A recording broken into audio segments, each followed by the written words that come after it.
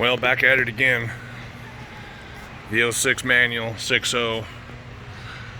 Pulling the turbo out. Figure out what size it was. Getting ready to put some 175 30s. This was the one I pulled out. This is the one I had on the shelf. This one is a 64.5 by 73. So I guess when that comes out, compressor wheel 64.5. The exhaust wheel is 73. So plus, it also had a 0.91 exhaust housing on both. That explains why my 175s aren't spooling very well. This turbo needs like a 190/30 or 205/75 setup in this truck. The turbo was already on the truck when we got it, so should have measured it before, but we didn't.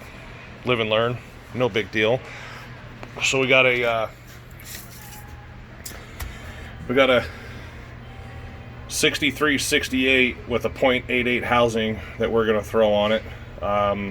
Was gonna go 62/73, but I still think that's too big to put on this truck. So we'll get some more info.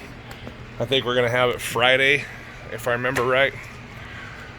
A little bit of a pain to get out, but we definitely got it out and got it working. So now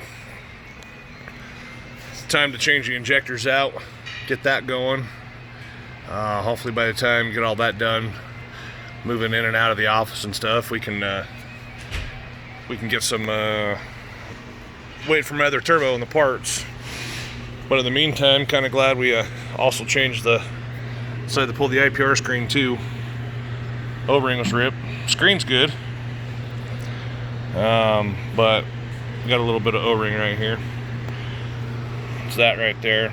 A couple O-rings on there. Need to be put a new one on it. Call it good. Can't complain. Put an X4 on it.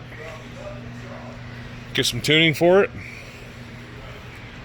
And hopefully, probably Monday, depending on when the turbo comes in or not.